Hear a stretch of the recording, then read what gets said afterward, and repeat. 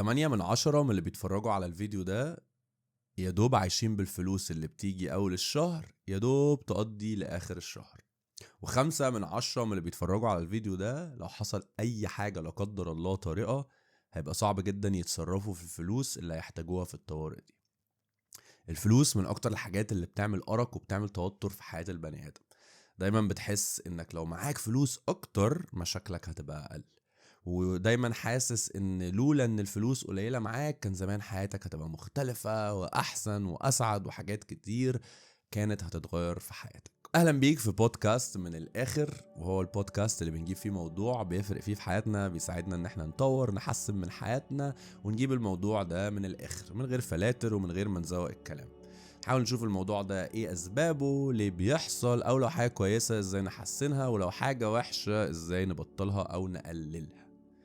هنحاول نتكلم في البودكاست دايما بطرق علمية مبنية على دراسات، مبنية على كتب، مش مبنية على كلام تحفيزي عشوائي. حاجات عملية واكشنز بلان نقدر نحققها ونعملها من بكرة او من دلوقتي بعد ما نخلص البودكاست. بس قبل ما نبدأ خليني اطلب منك طلب صغير جدا. كل ما بتقدر تعمل كومنت او تعمل لايك او تعمل ريتنج او تقييم للحلقة دي على اي منصة انت بتسمعها او بتتفرج عليها، ده بيساعد ان الحلقات توصل لناس اكتر، فهيقدر يساعد ناس اكتر ونقدر نحاول نخلي الاثر فعلا اثر حقيقي للبودكاست، وبيساعدني ان الشو يقدر ينتشر اكتر. فشكرا على وقتك ومجهودك انك اخدته انك تعمل كومنت او لايك او تقييم للحلقة.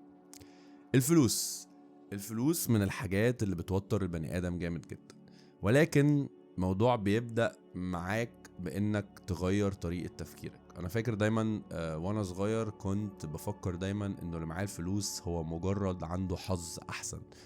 ودايما في بلادنا العربية تلاقي دايما مثل مشهور قوي، لما تشوف حد بعربية كويسة في الشارع غالبا الرد بيبقى من 80% من الناس ما تلاقي أمك اللي جايبها لك.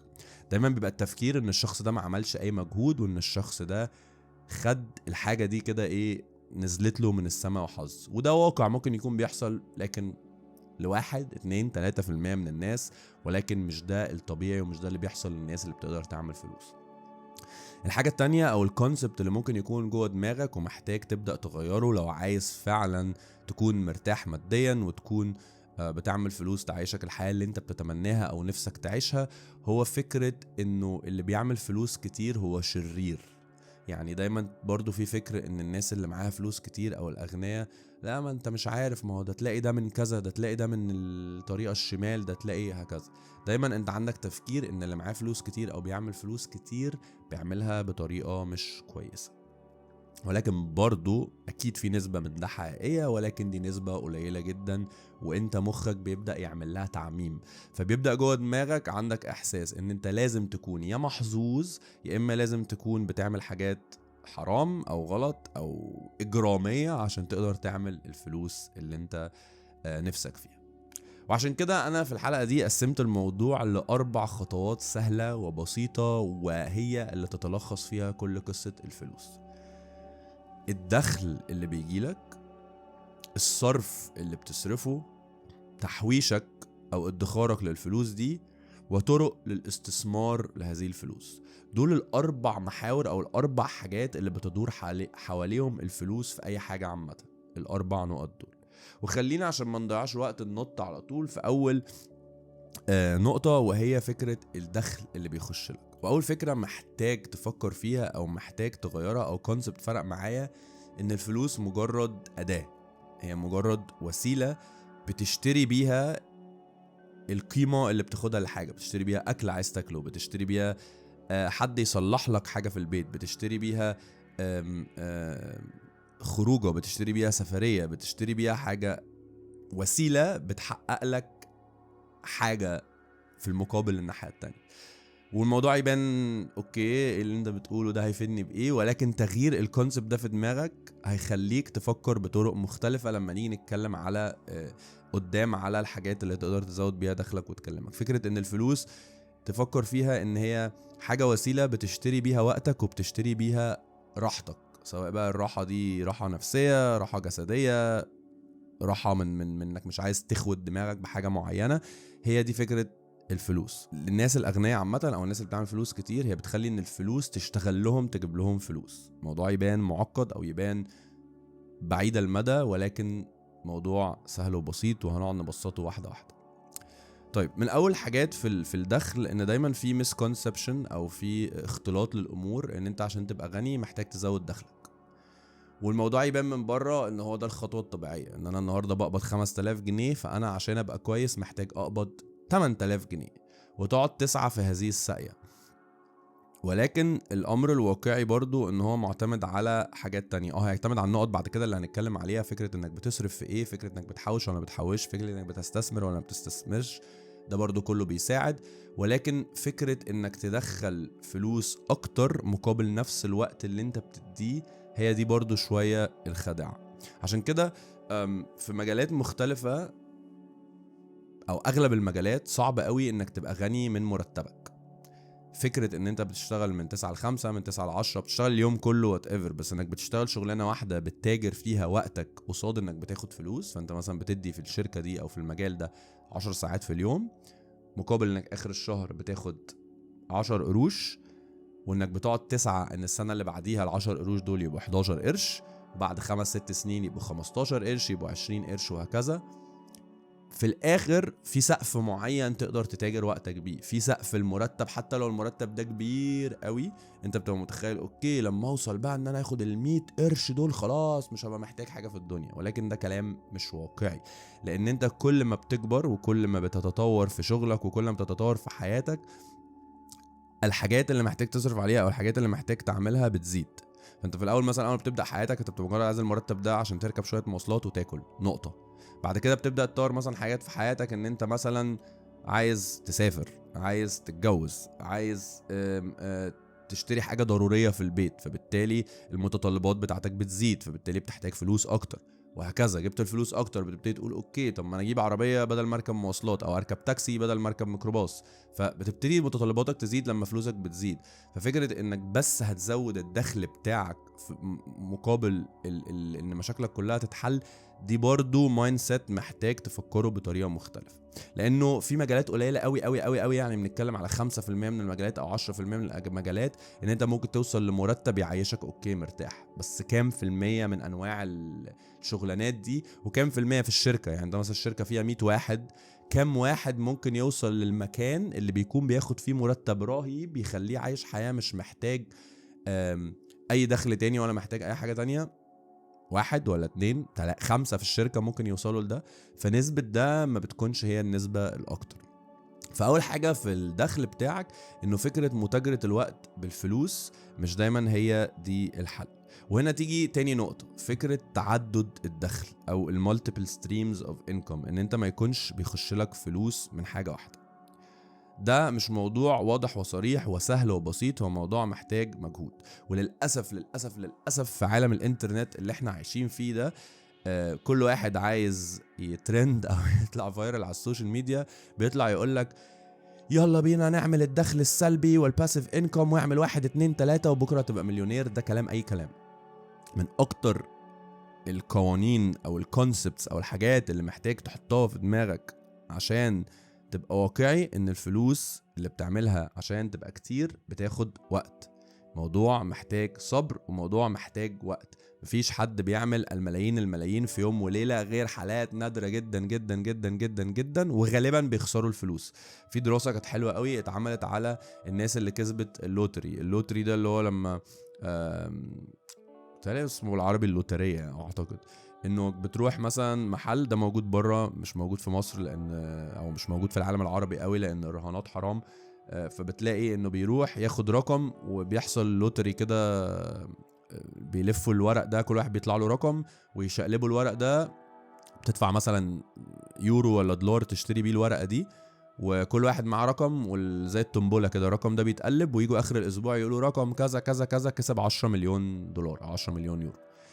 المهم في دراسة اتعملت على الناس اللي كسبت اللوتري ده، ولقوا بتهيألي انه 60 او 70 مش فاكر الرقم بالظبط، بس اغلبهم خسر كل الفلوس اللي كسبها في اللوتري في اول 3 سنين. لان فكرة انك تكسب فلوس مرة واحدة من غير ما يكون عندك عادات، من غير ما يكون عندك استراتيجي، من غير ما يكون عندك حاجة، هتاخد الفلوس دي تصرفها على طول وكل الفلوس دي هتضيع. وده اللي هنتكلم عليه في كام نقطة الجايين. ولكن تاني، فكرة انك تعمل فلوس او تزود الدخل او مصادر الدخل بتاعتك دي حاجة بتاخد مجهود وبتاخد وقت. وانا بصراحة عشت التجربة دي ان انا لما بدأت اشتغل دكتور اسنان لما اتخرجت من الجامعة. فكنت بشتغل ان انا دكتور سنان، بروح عيادات، باخد مرتب اخر الشهر من ده. ولكن نفس الفكرة، ابتديت اجمع وابتديت اقرا وابتديت اتعلم الحته بتاعه الفلوس والتعامل مع الفلوس. وابتديت اكتشف انه اوكي، انا بروح العياده 10 ساعات، مقابل ال10 ساعات دول باخد نفترض 1000 جنيه. فبالتالي انا كل ما بدي 10 ساعات في المكان ده باخد 1000، ومهما قعدت اتعب واسعى ال1000 دي هتبقى 2000، هتبقى 3، ولكن مقابل انا لسه بدي 10 ساعات. وساعتها الحل كان محتاج حل تاني، ان انا يا اما الساعة بتاعتي بدل ما هي في ال10 ساعات بدخل 1000 جنيه، فبالتالي الساعة بتاعتي تساوي 100 جنيه، فانا محتاج ان الساعة بتاعتي تساوي اكتر، فاقدر ادخل في الساعة الواحدة 300 جنيه، فبالتالي اقدر ادخل في ال10 ساعات 3000 جنيه بدل ما انا بدخل 1000. او اكون بعمل عدد ساعات اقل في الاسنان، والساعات التانية بعمل فيها حاجة تانية ساعتها بتدخل اكتر.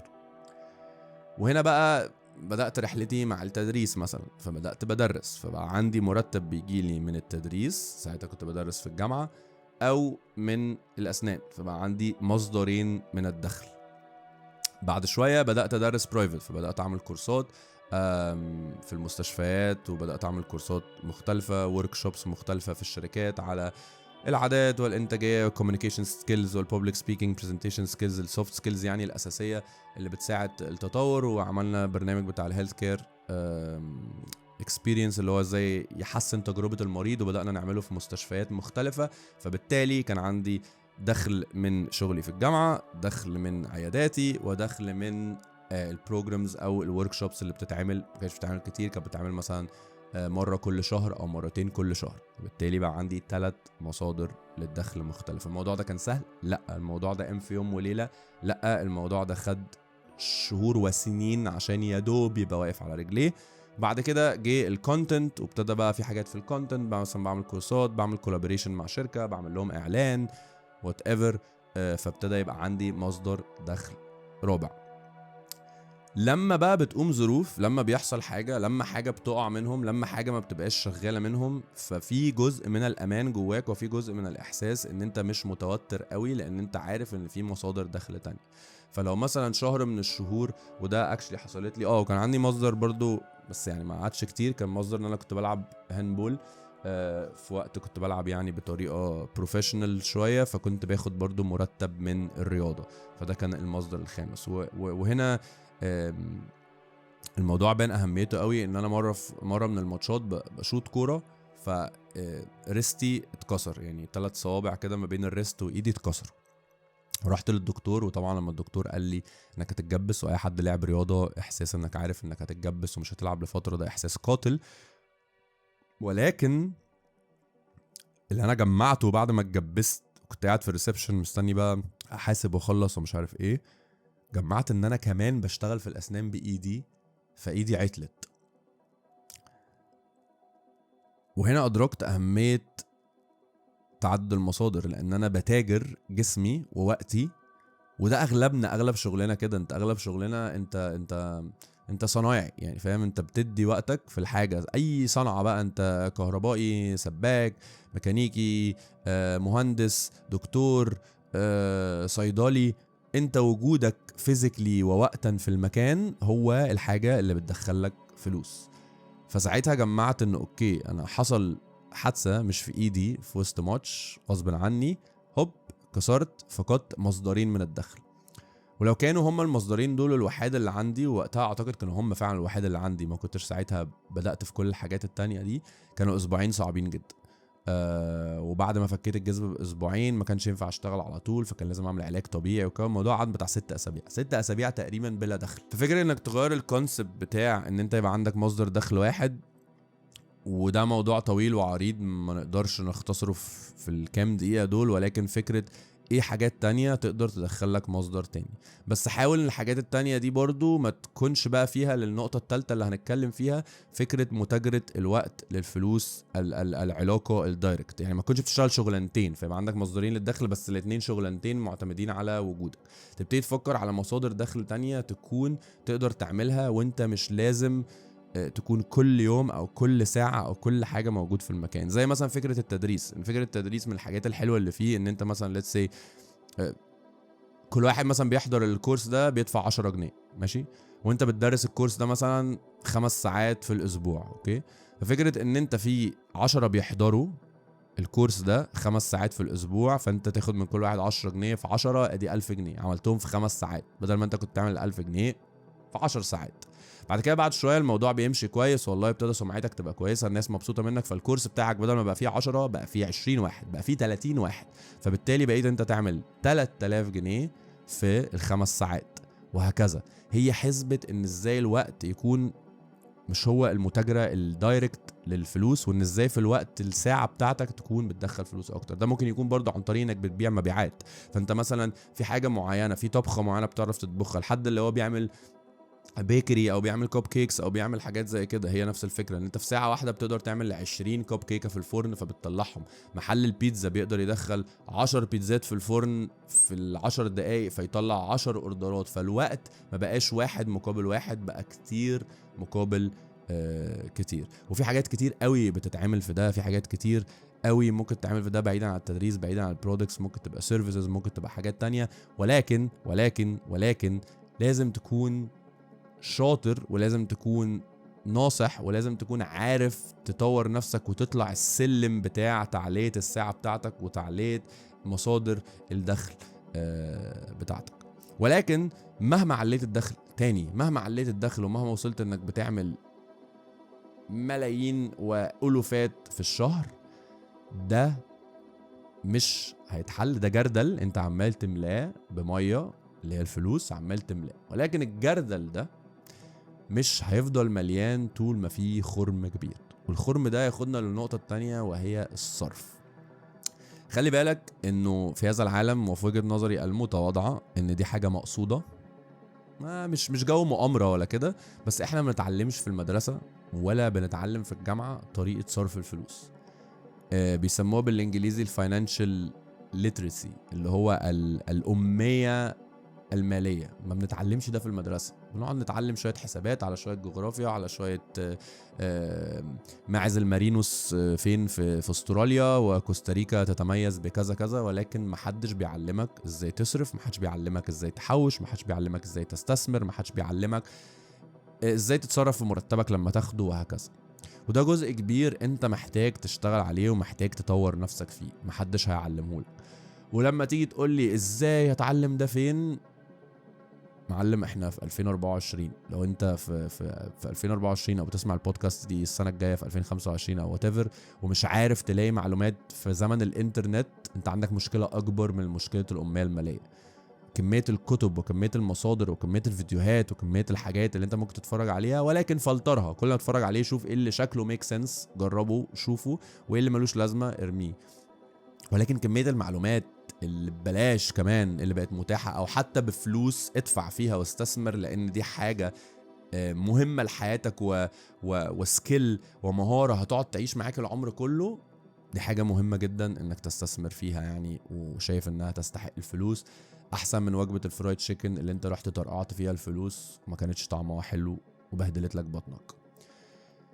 فدي اول نقطة ان احنا ما عندناش الامية المالية، ازاي نتصرف وازاي نتعامل في الفلوس. النقطة التانية اللي انا كنت ذكرتها في الفقرة اللي فاتت، ولكن هي بيسموها بالانجليزي لايف ستايل انفليشن، اللي هو زي التعويم او مش عارف لو كلمة التعويم الكلمة الصح، بس فكرة ان مصاريف حياتك بتزيد كل ما بتدخل فلوس اكتر.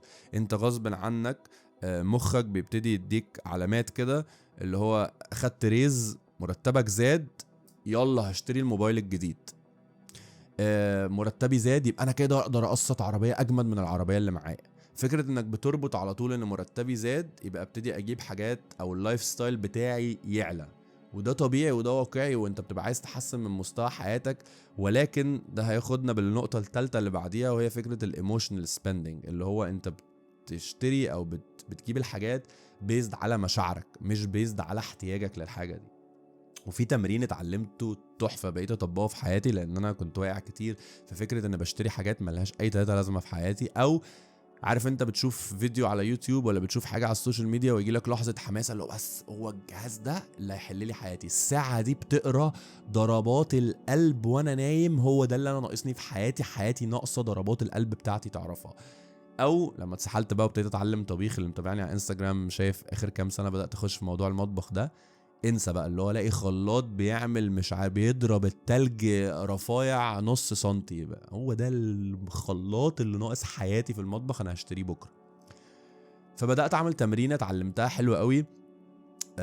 كنت سمعتها في ورك شوب كده عن الاميه الماليه، وكنا بنتكلم فيها النقطه انك لما تبقى عايز حاجه ورقمها كبير.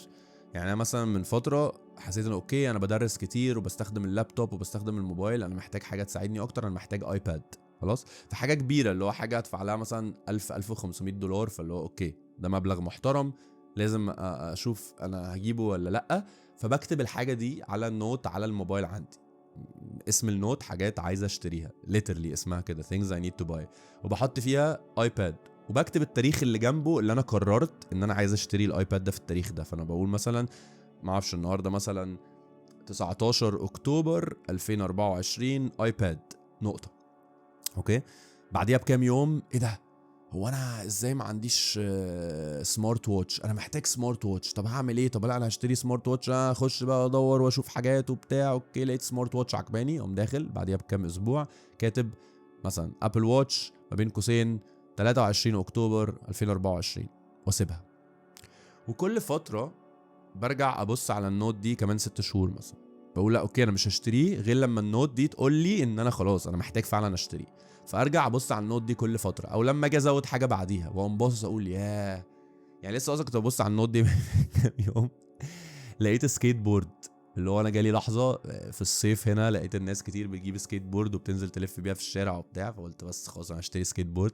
بعد كده نزلت سالت عليها في المحل لقيتها باين ب 300 400 يورو، فقلت اوكي هو انا محتاج سكيت بورد قوي مش عارف، انا هكتبها في النوته واشوف. لما شفتها دلوقتي بقى لها سنه مكتوبه على النوته، واكيد ما كنتش محتاجها، يعني كانت لحظه حماس. فجزء مهم قوي انك تفصل بين النيدز والوانتس، ايه اللي انا عايزه وايه اللي انا محتاجه. في فرق بين انا عايز ومحتاج. الاحتياج هي حاجات اساسيه ومحتاج تعملها في حياتك بطريقه اساسيه، وترجع تفكر هو انا بشتري ده بيزد على مشاعري، بيزد على ان انا اتحمست عشان شفت فيديو، بيزد عشان قعدت مع حد وحكالي على الموضوع ده، او شفت الحاجه دي مع حد فقلت اوف انا محتاج الحاجه دي في حياتي ضروري، ولا انا فعلا محتاج الحاجه دي في حياتي والحاجه دي ليها نيد حقيقي.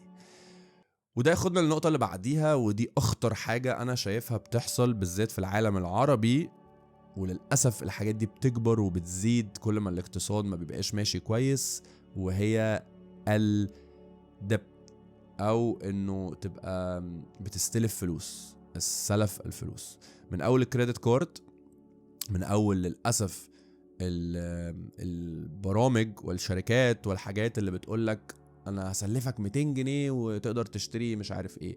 ايه ده انت عارف انك ممكن تشتري الموبايل الجديد وتدفع بس في الشهر 100 جنيه بس، فانت تقول اوف هشتري اجدد موبايل ومجرد بس هدفع 100 جنيه ولا 500 جنيه ولا 1000 جنيه بس في الشهر، ده احسن ابلكيشن في الدنيا. ولكن اللي انت مش واخد باله انه واحد ده بيعلي الايموشنال سبيندنج بتاعك، وبيعلي فكرة انك تشتري حاجات انت مش محتاجها، لان انت جوه عينيك بتبقى مخدوع انك شايف ان الحاجة دي ب100 جنيه في الشهر، مش شايف ان الحاجة دي ب10,000 جنيه وانك هتقعد 3 سنين بتقسطها. انت شايف الرقم الصغير اللي الشركة دي بتخدعك بالماركتينج بتاعها الحلو الصايع اللي وراه كمية ريسيرش وكمان ناس رهيبة عشان تقنعك بالحتة الصغيرة دي. فانت بتقتنع وبتشتري على ان الموبايل ده هيكلفك 100 جنيه بس في الشهر. ولكن اللي انت مش واخد بالك منه، وهي نقطة مهمة جدا، وهي فكرة انك بتشتري حاجة بفلوس مش معاك، الفلوس دي مش بتاعتك، وواقعيا على الورق الحاجة دي كمان مش بتاعتك، انت بتملك الحاجة دي لما تخلص الاقساط بتاعتها. انا كان عندي مرة واحدة في حياتي كريدت كارد وبمبلغ قليل جدا جدا جدا جدا جدا، وكنت عامله عشان اجمع بيه نقط بتجيب لي تذاكر للطيران، فهو ما كنتش جايبه لاي نوع من انواع الكريدت. ولحد دلوقتي ما جبتش كريدت كارد، ولحد دلوقتي بيتكلمني كميه بنوك، والضحك ان البنوك بتبعت لي واتساب انه انا كذا كذا بتواصل معاك من البنك الفلاني عشان اديك كارد ب10 مليون جنيه. يا معلم انا ولا اعرفك ولا انت تعرفني ولا عمرك شفتني ولا تعرف انا عامل ازاي في الحياه، وبعت لي تعرض عليا 10 مليون جنيه من غير اي ضمانات، فاكيد في حاجه غريبه في الموضوع ده. وكميه الناس اللي بتقع في فكره السلف، سواء وصولات امانه، سواء كريدت كارد، سواء انك تعمل مع الابلكيشن دي وبعد شويه تتسوح، كتير جدا جدا جدا. وده كونسبت ملوش دعوه بالفلوس، ده كونسبت ليه دعوه بدماغك انت، ان انت بتصرف حاجه او بتشتري حاجه بفلوس مش معاك.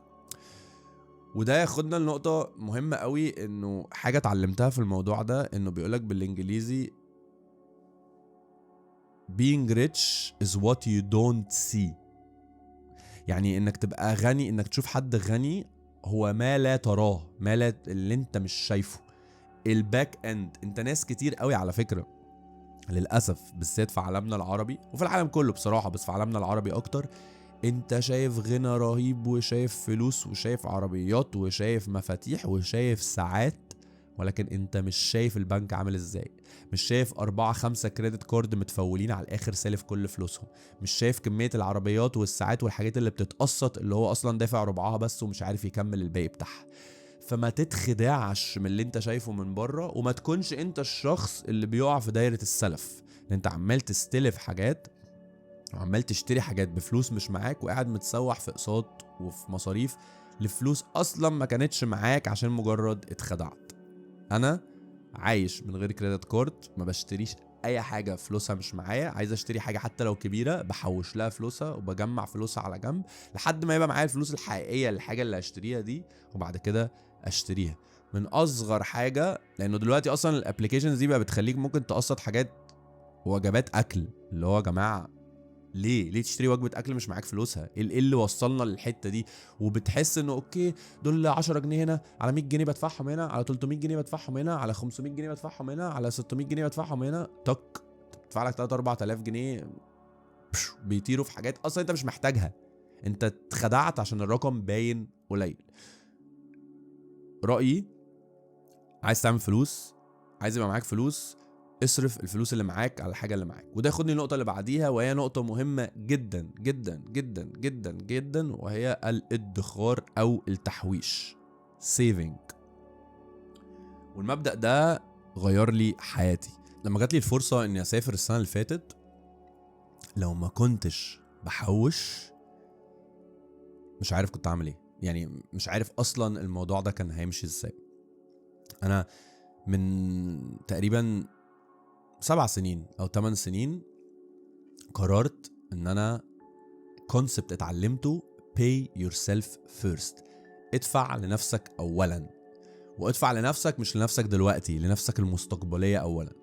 اي فلوس كانت بتجيلي من اي حاجة، من اي مع تعدد مصادر الدخل اللي قلتلك عليهم ده كلهم، اي فلوس كانت بتجيلي كنت بقتطع جزء منها تقريبا من 10-20% اوتوماتيكلي بيروحوا على حساب تحويش. مش بفكر فيها. يعني جالي 1000 جنيه في ايدي من شغل، في 200 جنيه اتشالوا كده، اوكي دول هيتحطوا في الحساب الفلاني ده بتاع حساب التحويش. عملت شغل كبير رهيب، خدت 100,000 جنيه، في 10,000 او 20,000 اتشالوا على جنب اتحطوا في الرقم ده، ملهاش دعوه المبلغ اللي دخل قد ايه. خدت 100 جنيه، في 20 جنيه هتتحط في المبلغ كده. وساعات كنت بحط ال 100 جنيه كلها لو مبلغ اللي هو قليل، اوكي اكنه ما جاش في حياتي وبحطه في ده. والموضوع ده هو عادة، والموضوع ده عادة صعبة جدا جدا جدا جدا، لان انت في اول ما بتبدأ بتحوش بتبدأ تفكر ان الموضوع ملوش اي لازمة. يعني هي ال 200 جنيه دي اللي هتفرق؟ يعني هم ال 500 جنيه دول اللي هيفرقوا؟ يعني هم دول يجيبوا ايه دلوقتي؟ دول ولا حاجة، وقدام هيجيبوا ايه؟ بس هي الفكرة مش في التحويش، الفكرة في العادة بتاعة التحويش. ان انت وانس انك ابتديت تعمل كده واصبحت عادة، على المدى البعيد بيحصل ما يسمى بالكومباوند افكت. والكومباوند افكت بالظبط، تخيل كده معايا في الافلام، عارف الكوره اللي بتبقى نازله من الجبل اللي كله تلج؟ في الاول الكوره بتبقى صغيره جدا، وطول ما هي نازله بتجمع تلج، فبتكبر، بتجمع تلج تكبر، بتجمع تلج تكبر، بتجمع تلج تكبر، لحد ما بيبقى افالانش كبير قوي، كوره قد كده اهو، بتقوم نازله مدشدشه الدنيا. ولكن هي ما كانتش في الاول كوره كبيره، هي مع الوقت ابتدت تكبر. فانت في الاول لو انا وانت مع بعض النهارده بنقبض نفس المرتب، انا وانت يا سيدي بنقبض 5000 جنيه، اوكي، وقلنا مصطفى بيحوش وبيركز في التحويش، فكل شهر هيحط 500 جنيه على جنب. وانت قلت يا عم مصطفى ريح على جنب، 500 جنيه تعمل ايه في الزمن اللي احنا فيه ده يا عم؟ انا احسن لي اصرفها ولا انزل اكل بيها ولا انبسط بيها، يعني 500 جنيه اللي هتفرق؟ كمان سنة انا هيبقى معايا 6000 جنيه وانت هيبقى معاك صفر. 6000 جنيه ولا حاجة. فانت هتبص لي تقول لي مش قلت لك يا عم ملهاش اي 3 لازمة؟ ولكن تعالى نجري 10 سنين قدام، ونفترض ان انا مرتبي ما زادش، مصادر دخلي اللي انا كلمتك عليها دي ما زادتش، ما عرفتش ازود ال 500 تبقى 1000، ما عرفتش ازودها تبقى 2000، ما عرفتش ازودها تبقى 3، ما عرفتش ازودها تبقى 10 خالص. انا فضلت على 500 جنيه حياتي قحط ال10 سنين، مش عارف ازود مرتبي ولا عارف اجيب اي فلوس، بحط ال 500 وانت نفس الكلام، ماشيين زي بعض. بعد 10 سنين هيبقى معايا ما يوازي 75000 وانت هيبقى معاك صفر. ممكن ساعتها 75000 ما تبقاش رقم كبير، بس اكيد هتبقى رقم كويس يساعدني اعمل بيه اي حاجة، مقابل ان انت هيكون في الناحية التانية معاك صفر. الموضوع في الاول بيبان انه ما بيعملش حاجة، بيبان انه ما يدخلش حاجة، ولكن you have to automate it. لازم تبقى حاجة اوتوماتيك. موضوع السيفنج ده بيحصل من غير ما بتفكر فيه، هو حاجة pay yourself first. صدقني هيعدي زمن كبير وهتشكرني على ده. لا قدر الله لا قدر الله لا قدر الله حصل حاجة emergency، حاجة طبية، حصل مشكلة، حاجة اتكسرت في بيتك، وده بيحصل كتير، تطلع لك خازوق في العربية، يطلع حاجة محتاج تصرف فلوسها عليها، السيفنجز دي اللي بتحميك وبتأمنك. لما جالي بقول لك فرصة السفر دي، لولا ان انا كنت محوش مبلغ لحد ما كويس على جنب، ده اللي ساعدني ان انا اعرف انقل حاجتي، ده اللي ساعدني ان انا لما اجي هنا ادفع مقدم للشقة. هنا كانوا بياخدوا تأمينات للشقة بالشهرين والتلاتة باليورو، فكان مبلغ محترم، ده اللي ساعدني اعمل ده. البيت اللي اخدناه كان ناقصه عفش وكان ناقصه حاجات، ده اللي ساعدني اعمل ده لان ما كنتش لسه اشتغلت. ففكره ان يبقى عندك سيفنجز وتفكر فيها بطريقه الكومباوند افكت دي، والكومباوند افكت ده يمشي برضو على الاستثمار اللي هنتكلم عليه حالا. وفكره ان المكاسب الصغيره اللي بتبان تافهه جدا بتفرق على الزمن الطويل. كان عندي واحد صاحبي كان بيعمل كده في الأظرف، شايفها فكرة برضو ظريفة جدا جدا جدا جدا. ان هو كان جوه دماغه بيقول اوكي انا في يوم من الايام مثلا هتجوز، فكان عامل ظرف مكتوب عليه جواز. وانا في يوم من الايام عايز اجيب عربية جديدة، فكان عامل ظرف تاني اسمه العربية. وفي يوم من الايام عايز اجيب شقة، عامل ظرف تاني اسمه شقة. وكان كل شهر يحاول يحط اي مبلغ يقتطعه من مرتبه اول ما ياخد فلوسه، اول ما ياخد حاجته، يحط مثلا 200 جنيه هنا، 200 جنيه هنا، 200 جنيه هنا، 200 جنيه هنا.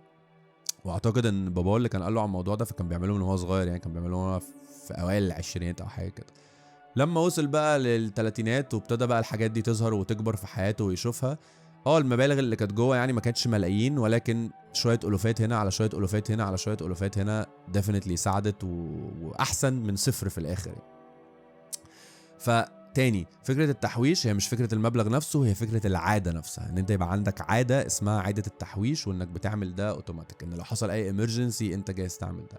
في ارقام وفي اكزامبلز كتير قوي للتحويش، مش عارف اصرف 50% من مرتبك وحوش 20%، اعمل النسيسيتيز بتاعتك والضروريات 30%، مش عارف ايه. انا كمصطفى اكتر حاجه مشيت معايا واكتر حاجه كانت واقعيه هي من 10 ل 20% كنت بحطهم سيفنجز. ويا ريت لو بتعملهم في بنك او بتعملهم في حساب او بتعملهم حتى في البيت، حطهم في حته مالكش ايد عليها، عشان ما تجيش يوم بالليل جعان وتطلب البيتزايه بتاعت الساعه 1 بالليل وتقوم رايح واخد من السيفنجز بتاعتك. كده احنا خسرنا كل الهدف والمبدا بتاع فكره السيفنجز. فانا اللي عملته ان انا كنت عامل حساب في البنك، و طلبت منهم ما يبعتوليش كارت. اعتقد هم برضو صمموا وبعتولي الكارت، واول ما جه الكارت جبت المقص وقطعت الكارت. فبالتالي اصلا الحساب ده كنت بحاول عليه اوتوماتيك اونلاين، وما عنديش كارت اسحب منه الفلوس، فيوم لما بتزنق ما كنتش عارف اعمله. سيبك ان دلوقتي بقى في اونلاين بانكينج وممكن تعمل كده، بس انت ابدا عود نفسك لحد ما بدا بالنسبه لي خط احمر، الاكونت ده ما بيتلمس، ده اكونت السيفنجز. ولما يوم باجي اخد قرار ان انا هصرف منه لحاجه كبيره او ان انا هنقل وكده، بقعد افكر فيها طب اخد ده من السيفنجز ولا احاول اشتغل الشهر ده زياده شويه واحاول اجيب الفلوس ده؟ يعني اصبح هو حتى جوه مخي خط احمر ان انا اخش على الاكونت ده واخد منه فلوس. وتيجي الخطوه الاخيره وهي الخطوه المتطوره شويه، ودي ما ينفعش تحصل من غير السيفنجز، ما ينفعش تحصل من غير ما تكون مظبط دخلك، ما ينفعش تحصل من غير ما تكون مظبط صرفك، وهي الاستثمار. وموضوع الاستثمار ده انا مانيش شخص مختص عشان انصحك بالاستثمار، ولكن نصيحتي هتكون ليك شبه النصيحة دي، انك ما تمشيش ورا اي حد على الانترنت بيقولك يلا استثمر في كذا هو ده اللي شغال. لانه الاستثمار وحاجات كتير قوي، انت ممكن تستثمر في البورصة، ممكن تستثمر في العقارات، ممكن تستثمر في الاراضي، ممكن تستثمر في حاجات اسمها اندكس فاندز او حاجات مجمعة مختلفة من البورصة، ممكن تستثمر في مواشي، ممكن تستثمر في مشاريع، ممكن تستثمر في ستارت ابس. في مليون طريقة تستثمر فيها، ومفيش طريقة صح ومفيش طريقة غلط، مفيش طريقة مظبوطة ومفيش طريقة مش مظبوطة. كل طريقة ليها مساوئها وليها عيوبها، وكل طريقة ليها مميزاتها وليها الحياة اللي انك تعمل فلوس. ولكن اهم حاجة في الاستثمار واهم درس واهم نقطة في الاستثمار، مفيش استثمار سريع. مفيش هتحط فلوسك هنا 100 يبقوا 4000 في 5 ايام. مش واقعي، مش حقيقي. من الكتب اللي بحبها قوي اللي هو I'll teach you how to be rich بتاع رامي سدحي. هسيب لكم مصادر كتير لحاجات كتير ممكن تساعدكم او تعلمكم في المجال بتاع الفاينانشال ليترسي ده او الاميه الماليه. هسيب لكم لينكس كتير قوي في الديسكريبشن او في الوصف بتاع الحلقه لو انت بتسمعها، عن كتب كتير ممكن تساعد وتطور في الموضوع ده، وممكن اقول لكم عليها في اخر الحلقه. ولكن بيقول لك انه being wealthy او انك تبقى معاك فلوس is a long and boring process. هو مشوار طويل وممل جدا. انت بتعمل فلوس على مدار 20 سنة مثلا، على مدار 25 سنة، على مدار 30 سنة. ما بتعملش فلوس يلا خبط لزق. شطارتك انك بتحاول تقلل المدة دي، لكن فكرة اقلب واجري اللي بقت مالية الانترنت دي كلها كذب. اللي هو تعالى اتفرج معايا على برنامج البورصة ده، بتحط $1 وفي 5 دقايق يبقوا $20. ده اي كلام وده نصب، وفلوسك هتروح وهيتنصب عليك، صدقني 100%. ففكرة الاستثمار هو في حاجات كتير قوي توصلك للاستثمار، لان انت ما ينفعش تحوش فلوس لحد ما تبقى غني. مش هتوصل، مفيش حد بيحوش غناه. لازم التحويل بقى اللي يحصل او الابجريد اللي بتبدأ تعمله انك تبدأ تتحول من التحويش للاستثمار. والاستثمار ده بقى ممكن نعمل عليه حلقة طويلة مفصلة لان هو موضوع طويل ومعقد، ولكن هو الالتيميت جول، يعني اللي هو الهدف اللي كل الناس بتحاول توصل له، انها يبقى معاها دخل كويس، صرفها وعادات صرفها تكون كويسة ومظبوطة، فبالتالي الدخل اللي بيجي ما بيضيعش كله على كلام اي كلام، ويكون التحويش بتاعها اوتوميتد وطبيعي. فبعد شوية يبقى في جزء كبير متحوش نقدر ناخد جزء منه ونبدأ نستثمره ونبدأ نطور فيه. ولكن ده موضوع تاني ممكن نخش فيه اكتر بتفاصيل اكتر. لو انت وصلت الحتة دي عايزك تقولي في الكومنتس بتاعت الحلقة ايه اكتر حاجة انت في ال4 كاتيجوريز دول محتاج تحسنها او هتشتغل عليها من بكرة. ما تنساش تكتب لي ده في الكومنت وهرد عليك. ولكن خلينا من الاخر نلم كده النقط الواقعية والحاجات البراكتيكال الاكشن بلان اللي ممكن تعملها من بكرة الصبح. 1. اعمل تراكنج للاكسبنسز بتاعتك. ابتدي شوف انت بتصرف فلوسك في ايه. اوكي، اول حاجه في كميه ابلكيشنز وفي كميه حاجات كتير قوي تقدر تحطها على موبايلك. كل ما تصرف جنيه تقوم حاطط الجنيه ده. اوكي، انا النهارده نزلت اكلت صرفت 200 جنيه، 200 جنيه اكل، تقوم مدخلهم في الابلكيشن بالتاريخ الفلاني. وانت مروح اشتريت حاجات للبيت من السوبر ماركت ب 300 جنيه تك. ركبت مواصلات بكذا تك. اشتريت تيشيرت جديد بكذا تك. دخل كل ده على الابلكيشن. في ابلكيشنز كتير قوي، انت بس لو كتبت تراكنج اكسبنسز بادجت اب كل الحاجات دي هتلاقي الحاجات دي. دخل الكلام ده. اللذيذ بقى ان بتيجي اخر الشهر بيعمل لك زي رسمه كده او دوريه او كده، وممكن تعمل ده مانيوال عادي على اكسل، او ممكن تعمل ده على النوتس بتاعت موبايلك. في مليون طريقه، ما تعطلش نفسك في الطريقه. افتكر الحلقه اللي فاتت لو ما سمعتهاش روح اسمعها. ما تعطلش نفسك في الطريقه، اي طريقه، المهم انك تعمل الحاجه. هيبتدي يطلع لك اخر الشهر الاكسبنسز بتاعتك او مصاريفك في ايه. اوكي، الموضوع ده فرق معايا قوي في فتره كنت بشتغل فيها المتاخر، وببص على الاب اخر الشهر لقيت ان انا صرفت تقريبا 40% من فلوسي على اكل بره. وقعدت افكر وراجع نفسي يقولك اوكي انا بدات اخد شفتات متاخر فبجوع بالليل فبطلب على طول اكل بالليل وبكسل ان انا استنى لحد ما اروح واكل في البيت. فلقيت انه اوكي نورت لي كده لمبه خلتني اشوف، لان انت اللي مش قادر تقيسه او اللي مش قادر تشوفه هو ملوش لازمه ولا ليه وجود في حياتك. لازم تكون قادر تقيسه وقادر تقيمه. فبالتالي لما شفت ده ابتديت اقول اوكي يبقى انا مشكلتي في بالليل، يبقى انا محتاج يبقى معايا اكل او سناك او حاجه اطبخها في البيت اقدر اكلها بالليل تشبعني وابقى مبسوط بيها وفي نفس الوقت تخليني مصرفش الفلوس اللي بصرفها. ممكن حد تاني يلاقي انه بيصرف في مواصلات كتير قوي مثلا. يعني كان عندي واحد صاحبي بيحكي لي انه مثلا لقى انه بيصرف كميه فلوس في تكاسي واوبر ومواصلات لانه شغله بعيد. فابتدى يفكر اللي هو اوكي كان اوفر له انه يتفق مع حد بايجار العربيه شهريا، كان تقريبا 50% من اللي بيدفعه في الاوبر والحاجات دي، وسيستم له يومه وحاجته وكده، ان هو يلاقي حد من زمايله يروح معاه يومين 3 في الاسبوع وباقي الايام يشوف حد اللي هو بيجي له بوقت معين مؤجر معاه متفق معاه على فلوس شهريه. ففكره انك لما بتبص من فوق وتشوف انت بتصرف في ايه بتقدر تعرف اوكي ايه الحاجات اللي ممكن اقلل فيها، وهل فعلا الحاجات دي انا محتاجها في حياتي زي ما قلنا، عايز ومحتاج الحاجات دي ولا لا. تاني حاجة ابتدي حط لنفسك جول واوتوميشن للتحويش. انا اوتوماتيكلي بدفع لنفسي فلوس اولا، اول ما فلوس بتجيلي وات ايفر جايه منين وات ايفر كام، في 10 من 20% بيتحطوا منها في السيفنجز اوتوماتيك، مش بفكر فيهم، دول بيروحوا اوتوماتيكلي للحتة دي. تالت حاجة انك تبدأ تفكر ازاي اقلل متاجرة وقتي بفلوسي، ازاي اقلل ان انا بدي الوقت ده وبدي جسمي ومجهودي الوقت ده واطلع الفلوس دي. يا اما انك تزود قيمة الوقت فبالتالي ساعتك تكون بتساوي اكتر، بس ده طبعا ما يكون من غير ما تكون انت صحيت الصبح كده قررت انا من النهاردة ساعتي هتبقى ب 10000 جنيه، محدش هيدفع لك 10000 جنيه في الساعة. لازم تكون عندك المبررات الواقعية الحقيقية. يعني مثلا اديك مثال، مثلا في الطب او في طب الاسنان، لما انا مثلا باجي اعمل مثلا الحشوة، اوكي بعمل الحشوة دي في مثلا نفترض في ساعة، تعالى ندي مثال عشان يبقى المثال سهل، وباخد على الحشوة دي 500 جنيه اوكي. فبرجع اقول اوكي انا محتاج بدل ما اخد 500 محتاج ان الساعة بتاعتي تبقى ب 2000 جنيه مثلا. فتبدأ تقول اوكي يبقى انا محتاج اطور نفسي في الحشو، فاروح ادرس في الموضوع، هاخد كورسات، هشتري انواع حشو احسن، هطور من كذا، هعمل من كذا. ففي واقع حصل ان الحشوه اللي كنت بتعملها في الساعه ب 500 جنيه انت فعلا حسنتها وطورتها وخليتها كويسه وقدمت للعيان حاجه احسن بكتير وحاجه متطوره اكتر. فبالتالي في مبرر ان ال 500 دي تبقى 2000 او تبقى 1000 او تبقى 1000 ونص او وات ايفر.